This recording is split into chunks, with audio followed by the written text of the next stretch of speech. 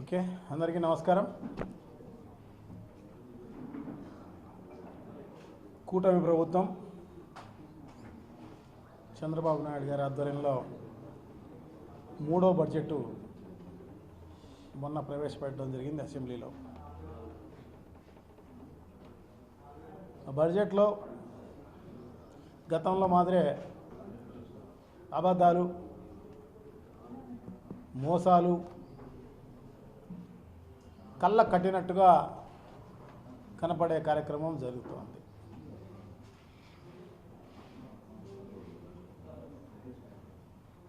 గత 3 ఏళ్లలో ఆడబిడ్డ అనేది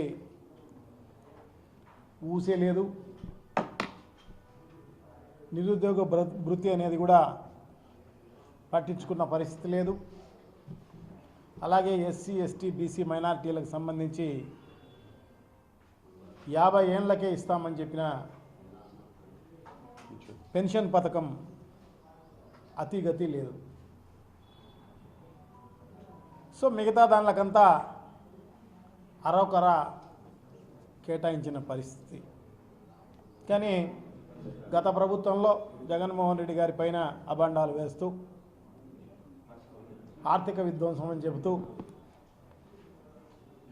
వైఎస్ఆర్ కాంగ్రెస్ పార్టీ పైన బురజల్లే కార్యక్రమం, చంద్రబాబు నాయుడు గారిని నారా లోకేష్ను జాకీలు ఎత్తి పెట్టే కార్యక్రమం. ఇది తప్ప పయావుల కేశవ్ ప్రవేశపెట్టిన బడ్జెట్ ఏమీ లేదు అని చెప్పి తెలియజేసుకుంటున్నాం. అన్ని దానిలకు అరాకొరా నిధులే. మిగతా అమలు చేస్తున్న కొన్ని పథకాలకు అంటే సూపర్ 6, సూపర్ 7 కాదు, ఆయన ఇంకా 136 హామీలు ఇవ్వడం జరిగింది. 136 హామీలకు అతిగతి లేదు. కానీ ఈ సూపర్ 6, 7కు సంబంధించి కొన్ని పథకాలకు అరాకొరా నిధులు ఇచ్చి చేతులు దులుపుకున్న పరిస్థితి. ఇప్పటి వరకు అంటే 2 ఏళ్ళు కూడా ఇంకా పూర్తి కాలేదు. ఈ 2 ఏళ్లలో అప్పులైతే 3,27,000 కోట్ల రూపాయలు అప్పు చేసింది ఈ ప్రభుత్వం. గత ప్రభుత్వంలో కూడా చేయడం జరిగింది 3,18,000 కోట్ల రూపాయలు. కానీ ఏదైతే సంక్షేమ కార్యక్రమాలు మేనిఫెస్టోలో చెప్పడం జరిగిందో అన్నీ అమలు చేసిన ఘనత జగన్మోహన్ రెడ్డి గారికి. సంక్షేమ కార్యక్రమాలకు ఒక్కదానికోసమే అప్పులు చేయలే. ఈ రాష్ట్రం అభివృద్ధికి అన్ని రకాలుగా అభివృద్ధి కోసం ఖర్చు పెట్టిన పరిస్థితి మన కళ్ళ ముందే కనపడతాయి. అన్నీ కూడా సీ పోర్ట్లు కనపడతాయి. అలాగే నాడు నేడులో స్కూళ్ళు కనపడతాయి, హాస్పిటల్స్ కనపడతాయి, గ్రామంలో సచివాలయం కనపడుతుంది, రైతు భరోసా కేంద్రాలు కనపడతాయి, ఆ పక్కనే వెల్నెస్ సెంటర్లు కనపడతాయి, మెడికల్ కాలేజీలు 17 మెడికల్ కాలేజీల్లో 7 పూర్తి చేయడం జరిగింది. ఉద్దానం హాస్పిటల్ కూడా కంప్లీట్ కావడం జరిగింది. ఉద్దానంలో నిజంగా అందరూ కూడా కిడ్నీలు బాధపడుతూ ఉంటే ప్రజలందరూ గత కొన్ని దశాబ్దాల కాలం నుంచి పాలకులందరూ కూడా ఎవరు పట్టించుకున్న పరిస్థితి లేదు. జగన్మోహన్ రెడ్డి గారు వార్ ఫుడ్ బేసిస్లో అవన్నీ కూడా పూర్తి చేసిన ఘనత జగన్మోహన్ రెడ్డి గారిది. అటువంటిది ఇప్పుడున్న ప్రభుత్వం సంక్షేమ కార్యక్రమాలు ఆరోకరంగా అందించిన పరిస్థితే. రైతులకైతే మరీ దారుణం. రైతులకు సంబంధించి దాదాపు 60-70% రైతులు రైతు కార్మికులు ఉన్న ఈ రాష్ట్రంలో ఖర్చు పెట్టింది చాలా తక్కువ అని చెప్పి తెలియజేసుకుంటున్నాను.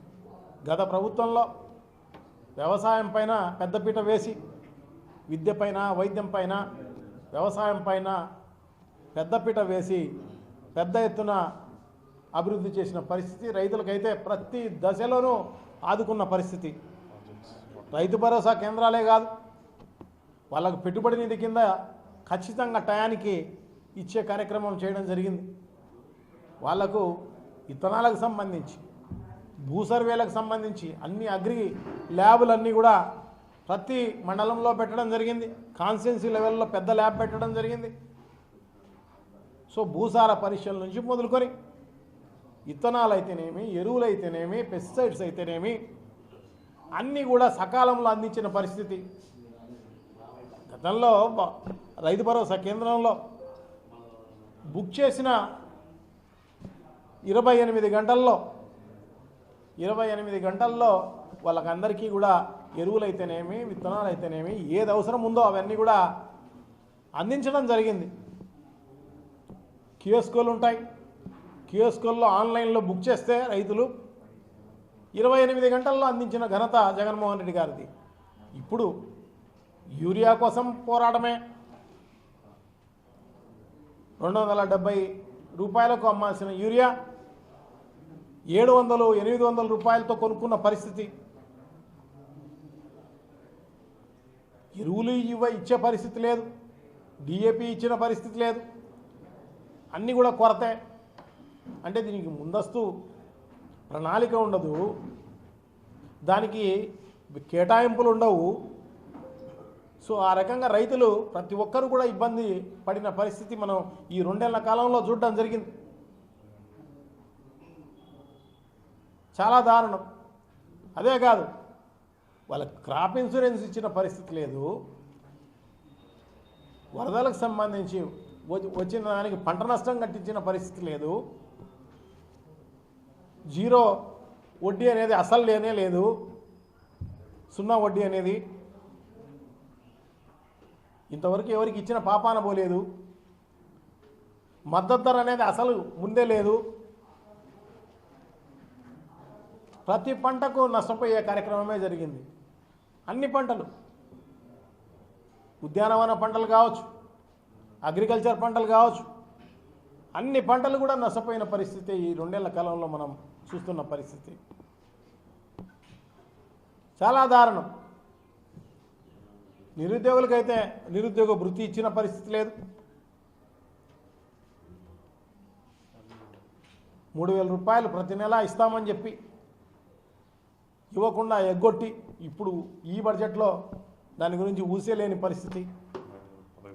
అదే కాదు, ఉద్యోగులకు కూడా ఉద్యోగుల గురించి పిఆర్సీ కానీ ఇంటర్మ్ రిలీఫ్ కానీ అయ్యారు, దాని గురించి ప్రస్తావనే లేని బడ్జెట్ ఇది.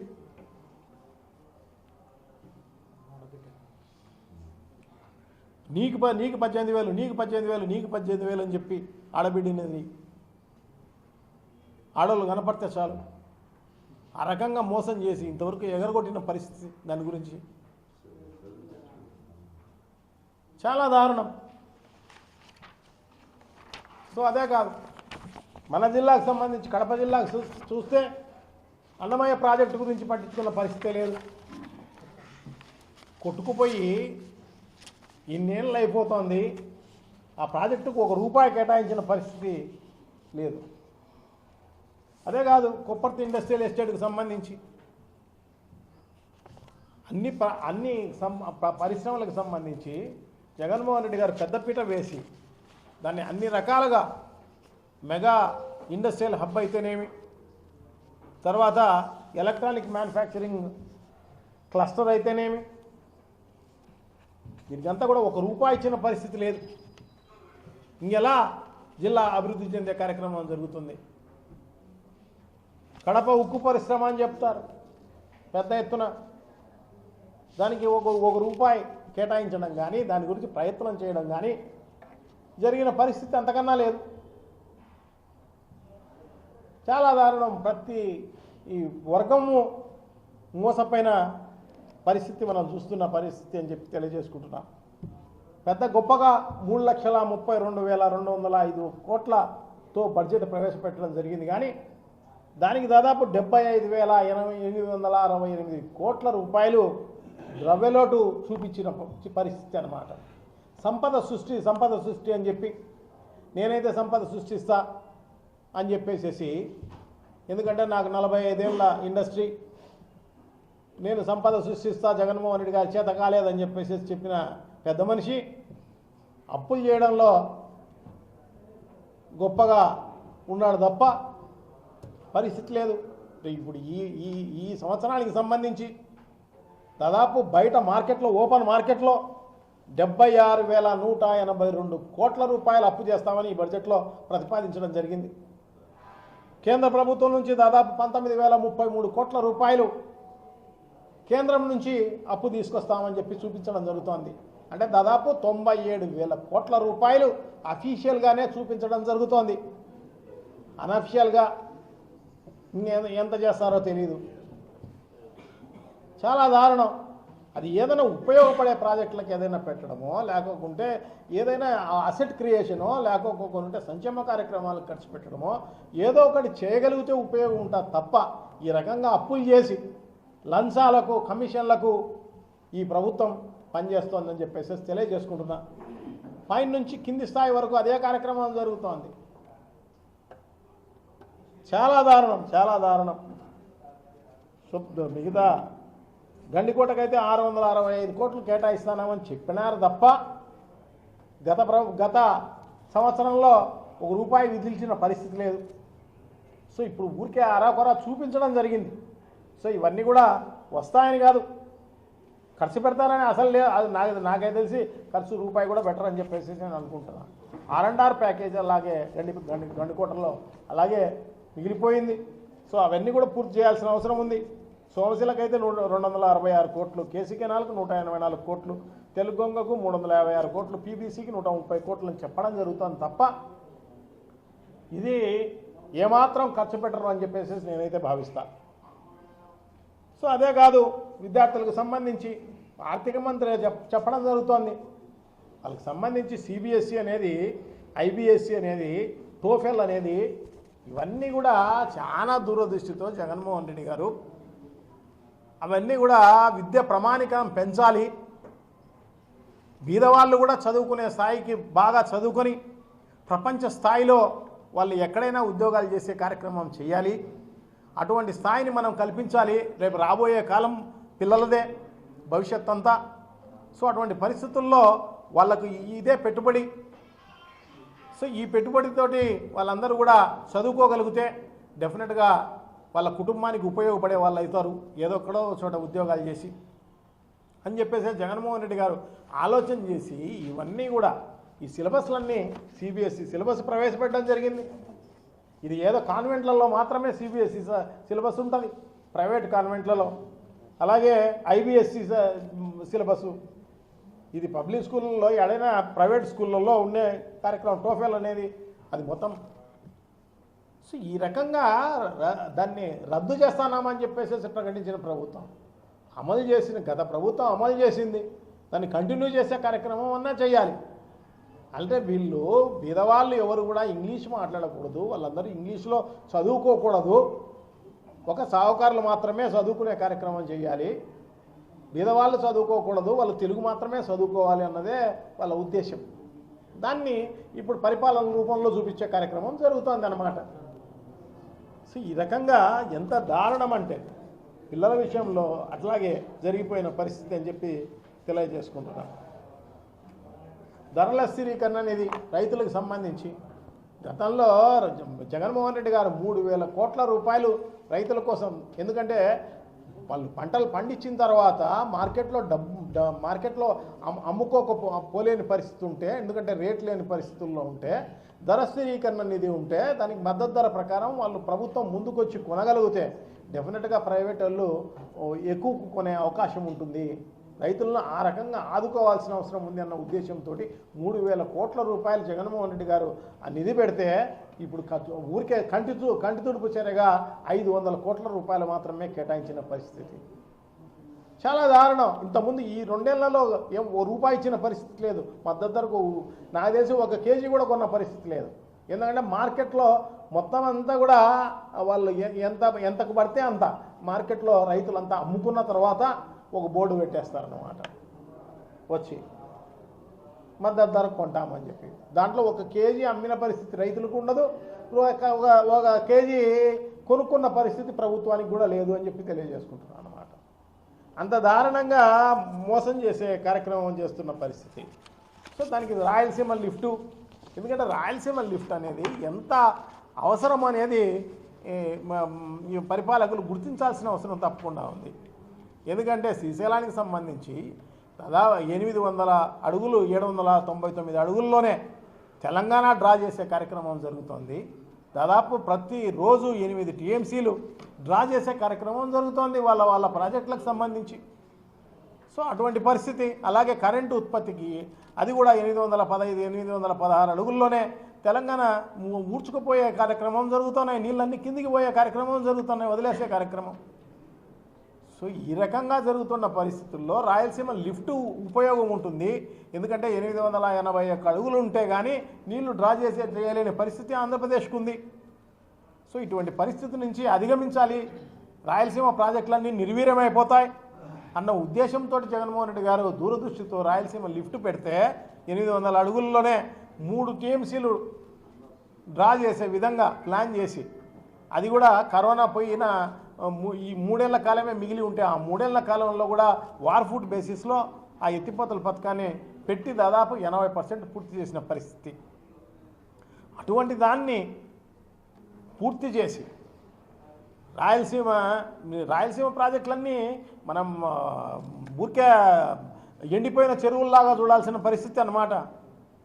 ఎక్కడ నీళ్లు తాగేదానికి కూడా నీళ్లు ఉండని పరిస్థితి భవిష్యత్తులో ఉండబోతుంది. ఎందుకంటే పైన అంతా కూడా కర్ణాటక సంబంధించి ఆల్మట్టి డ్యామ్ హైట్ చేయడం జరుగుతోంది. అలాగే నారాయణపూర్ డ్యామ్ డెవలప్ చేసే కార్యక్రమం జరుగుతోంది. సో ఇవన్నీ కూడా చేయగలిగితే అక్కడ, ఎందుకంటే 150 టీఎంసీలు ఆల్మట్టిలో పెంచే కార్యక్రమం జరుగుతోందన్నమాట.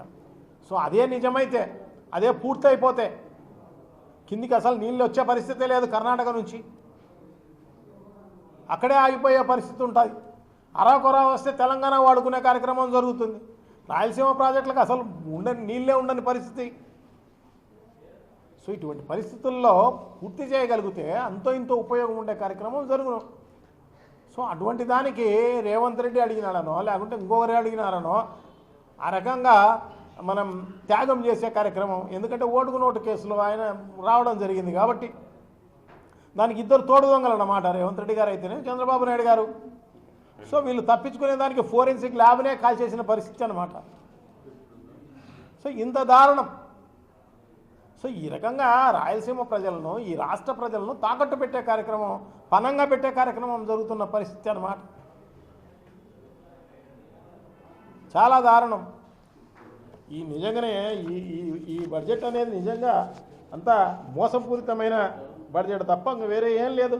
దీంట్లో అంతా కూడా అన్నీ దాచిపెట్టే కార్యక్రమం అన్నమాట. భవిష్యత్తులో ఈ బడ్జెట్ పేపర్లు కూడా ఇచ్చే పరిస్థితి ఉండదని నేనైతే భావిస్తాను రేపు సంవత్సరానికి. ఎందుకంటే ఇవన్నీ చూపెట్టాల్సి వస్తుందని చెప్పి ఈ తీసేసే కార్యక్రమమే చేయవచ్చు అని చెప్పేసి నేనైతే భావిస్తున్నా. సో అదే కాకోకుండా